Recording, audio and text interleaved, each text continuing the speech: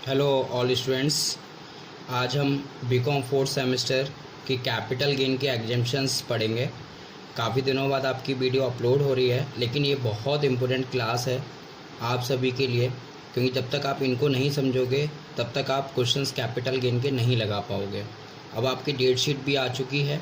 आपका first exam 12 अगस्त को taxation का है।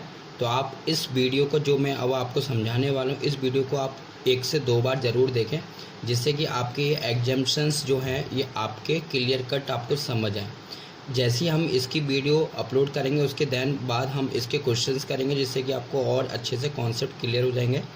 तो without wasting time, now to be start examinations. Capital gain के अंदर की एग्जाम्शंस पढ़ रहे हैं। कितने तरीके की एग्जाम्शन हमारे सामने आएंगी? Section 54, section 54B, section 54D, section 54EC and section 54F। बात करते हैं एक एक सेक्शन की। सेक्शन 54, आपको सेक्शन याद नहीं करना है, आपको सेक्शन बिल्कुल भी याद नहीं करना है। बस हाँ, ये याद रखना है कि इन पांचों में से कौन सी डिडक्शन आपके क्वेश्चन में आ रही है, क्योंकि एक ज़रूर आती है, एक एग्जाम्शन ज़रूर आएगी। तो आप पाँचों को अच्छे से समझें। सबसे पहले सेक्शन 54। देखो, ज़रूर मैं इंग्लिश में लिख रहा हूँ, लेकिन आपको हिंदी में भी समझा रहा हूँ। तो ऐसा नहीं है कि आपको नहीं समझ में आएगी क्लास, आपको क्लास समझ में आएगी। बस आप प्लीज़ सब लोग अच्छे से क्लास को समझें।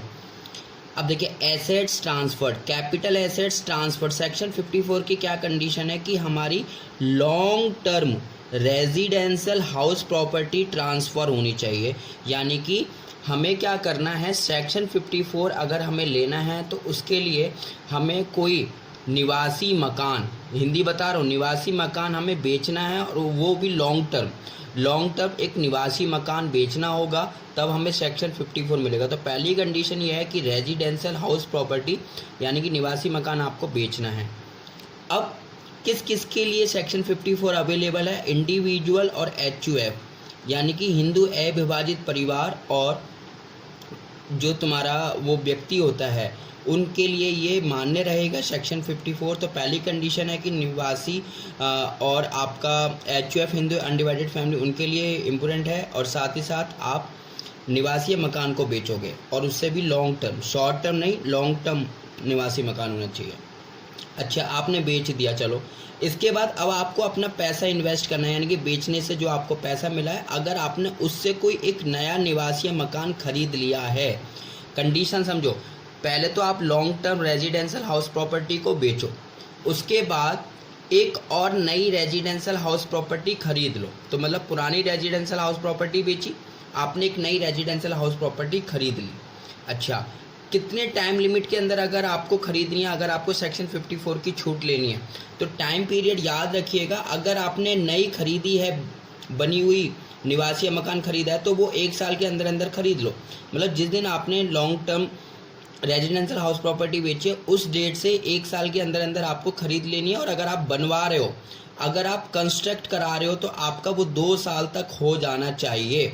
ठीक है, सॉरी मैं गलत बोल गया, खरीदना तो 1 साल के अंदर अंदर। और अगर आप ट्रांसफ़र से 2 साल से पहले, 2 साल से पहले या फिर 1 साल के बाद, मतलब जिस दिन आपने ट्रांसफ़र किया उसके 1 साल के बाद या 2 साल से पहले आपने अगर कोई भी रेजिडेंशियल हाउस प्रॉपर्टी खरीदी है, ठीक है, और अगर आप बनवा रहे हो तो 3 साल के अंदर वो बन जाना चाहिए। तो ये टाइम पीरियड याद रखेंगे कि 1 साल के अंदर, 1 साल के अंदर या 2 साल पहले, या फिर अगर आप बनवा रहे हो तो 3 साल के अंदर वो बन जाना चाहिए। और वो बनना भी क्या चाहिए? न्यू रेजिडेंशियल, यानी कि एक नया निवासीय मकान। ठीक है। एग्जाम्शन क्या मिलेगी? एग्जाम्शन आपको मिलेगी लोअर। लोअर क्या क्या? लोअर जो कैपिटल गेन आपका निकल के आया लॉन्ग टर्म, और जो आपने पैसा इन्वेस्ट करा नए वाले मकान में, जो दोनों में से कम होगा उसको आपको माइनस कर देना है, यानी कि उसकी छूट मिल जानी है। उम्मीद है आपको ये चीज़ समझ आ रही है। ठीक है, तो जो आपने पैसा इन्वेस्ट करा है नए मकान में, और जो कैपिटल गेन आपने पुराने मकान को बेचने से लिया है, दोनों में से जो कम होगा उसकी आपको एग्जाम्शन मिल जाएगी।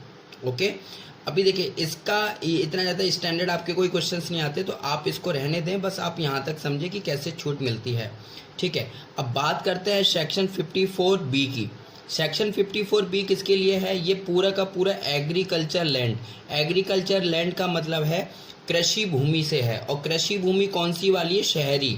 क्योंकि ग्रामीण वाले में तो मैंने आपको ऑलरेडी बता रहा कि ग्रामीण को बेचने से तो कोई भी कैपिटल गेन लगता ही नहीं है, तो उसके लिए तो कोई एग्जम्पशन है ही नहीं। तो ये किसके लिए कि अगर आप शहरी कोई कृषि भूमि बेचते हो तो वहाँ पर आपको छूट मिल जाएगी। फिर से वही कि इंडिविजुअल और एचयूएफ के लिए बना हुआ है। इसके लिए क्या है, एक नया एग्रीकल्चर लैंड खरीदना है, चाहे वो अर्बन हो चाहे वो रूरल हो, यानी कि आप शहरी कृषि भूमि को बेचो, उसके बाद उसको बेचने के बाद अगर आप एक नई कृषि भूमि खरीदते हो, चाहे वो शहरी है चाहे वो ग्रामीण है, लेकिन आपको खरीदनी है, अगर आपको छूट लेनी है और आपको 2 साल के अंदर अंदर वो खरीद लेनी है। 2 साल के अंदर अंदर अगर आप खरीद लेते हो एक नई कृषि भूमि, चाहे वो गांव में जाके खरीदें चाहे वो शहर में जाके खरीदें, तो आपको छूट मिलेगी। छूट कितनी मिलेगी, वही जितने रुपए में आपने एक नई कृषि भूमि खरीदी है और जितना पुराने को बेचने से कैपिटल गेन आया है, जो दोनों में से कम होगा उसकी आपको छूट मिल जाएगी। फिर से वही, ये वाला इम्पोर्टेंट है नहीं आपके लिए, ये केवल आपको इतना याद रखना है कि सेक्शन 54B है आपका एग्रीकल्चर लैंड यानी कृषि भूमि के लिए, सेक्शन 54 है रेजिडेंशियल हाउस प्रॉपर्टी यानी कि निवासीय मकान के लिए। ठीक है, उम्मीद है आपको दोनों क्लास समझ आ रही होंगी। बहुत इंपॉर्टेंट है, मैं आपसे फिर भी कह रहा हूँ आप स्किप ना करें वीडियो को, क्योंकि एग्जाम में इसका क्वेश्चन 100% आएगा, वो भी 15 नंबर का। ठीक है, थोड़ी सी मेहनत कर लें, आपका एकदम अच्छे से कैपिटल गेन हो जाएगा। अब बात करते हैं सेक्शन 54D की। सेक्शन 54D किसके लिए है, land and building individual compulsory acquired. Compulsory acquired का मतलब है, कभी आपने देखा होगा कि सरकार के नक्शे में अगर किसी का मकान आता है तो सरकार क्या करती है, उस मकान को अपनी गिरफ्त में ले लेती है और उनको बदले में पैसे दे देती है। आपने देखा होगा फ्लाईओवर बनवाना है या सड़क बनवानी है और रास्ते में कोई भी चीज़ आती है, जैसे खेत भी आ जाते हैं, तो यहाँ पे घर की बात कर रहे हैं कि लैंड एंड बिल्डिंग, अगर ऐसा घर आता है और कंपलसरी एक्वायर्ड हो जाता है किसके द्वारा, सरकार के द्वारा, तो उसकी जो छूट है ना केवल इंडिविजुअल एचयूएफ को मिलेगी बल्कि सभी को मिल जाएगी। आपको क्या करना है, अगर आपको छूट लेनी है तो आपको एक नया लैंड एंड बिल्डिंग खरीद लेना है। ठीक है, आप समझ रहे होंगे कि एक नया लैंड एंड बिल्डिंग खरीदोगे तो आपको छूट मिल जाएगी। 3 साल के अंदर अंदर खरीद लेना है, 3 साल के अंदर। ये टाइम पीरियड बहुत इंपॉर्टेंट है। एग्रीकल्चर लैंड के साथ 2 साल था और आपका रेजिडेंशियल हाउस प्रॉपर्टी के लिए 1 साल था। अगर आप खरीदते हो और बनवाते हो तो 3 साल का है। ठीक है, इसी तरीके से अगर आप लैंड एंड बिल्डिंग का कंपलसरी एक्वायर्ड होता है तो आपको 3 साल के अंदर अंदर एक लैंड एंड बिल्डिंग एक और खरीद लेनी है। फिर से वही कि छूट मिलनी है आपको, जो आपने नई लैंड एंड बिल्डिंग खरीदी उसकी अमाउंट और कैपिटल गेन जो दोनों में से कम होगा उसकी छूट आपको मिल जाएगी। आपको अच्छा लग रहा होगा पढ़ने में, आपको चीज़ें समझ भी आ रही होंगी। ठीक है, मैं आपसे दोबारा कह रहा हूँ, प्लीज़ लाइक करें हमारे चैनल को और दोस्तों को शेयर करें, जिससे कि हम और अच्छी क्वालिटी के साथ और अच्छे परफेक्शन के साथ आपको समझा सकें और आपको कहीं भी कोचिंग लेने की ज़रूरत नहीं पड़ेगी। हम आपको भरोसा दिलाते हैं, हम घर बैठ के अच्छे से अच्छे मार्क्स लेके आ सकते हो। अब बात करते हैं section 54EC। This is very very most important. इसमें से क्वेश्चन आने की संभावना बहुत ज़्यादा जताई जाती है। अब इसको अच्छे से समझेंगे।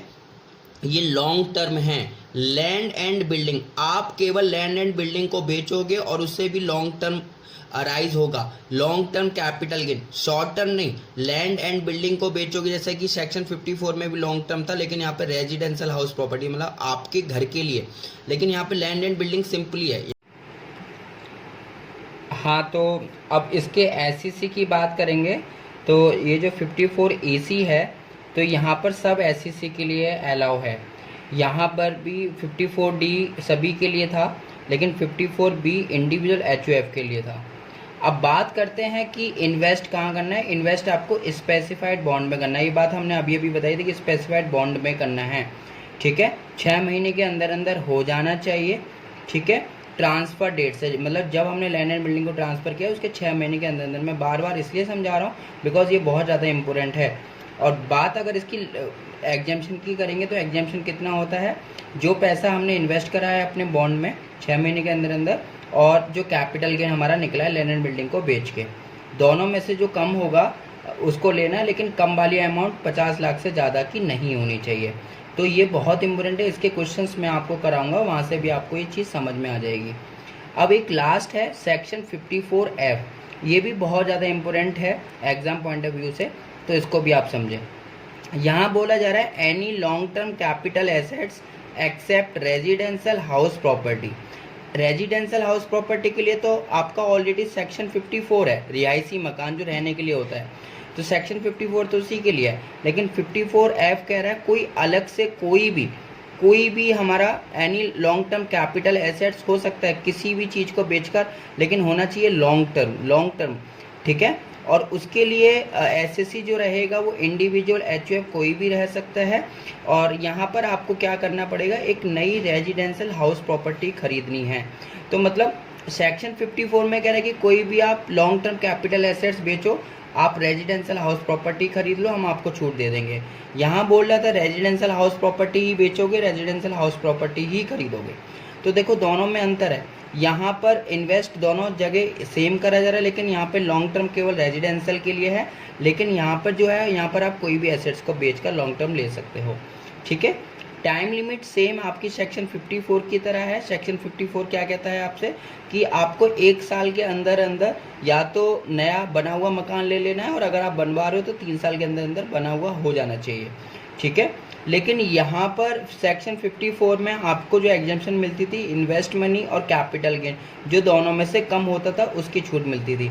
लेकिन यहाँ क्या, यहाँ आपका एक फॉर्मूला है लॉन्ग टर्म कैपिटल गेन, जो कि आपका आएगा इनटू इन्वेस्ट किया है आपने नई रेजिडेंशियल हाउस प्रॉपर्टी को खरीदने में, और divide by net consideration. Net consideration आप अच्छे से जानते हो क्या होता है, ग्रॉस कंसिडरेशन में से हम सेलिंग एक्सपेंसेस को माइनस कर देते हैं तो हमारा नेट कंसिडरेशन आता है। तो हमारा ये फॉर्मूला रहेगा, इसकी आपको छूट मिलेगी long term capital gain into invest divide by net consideration.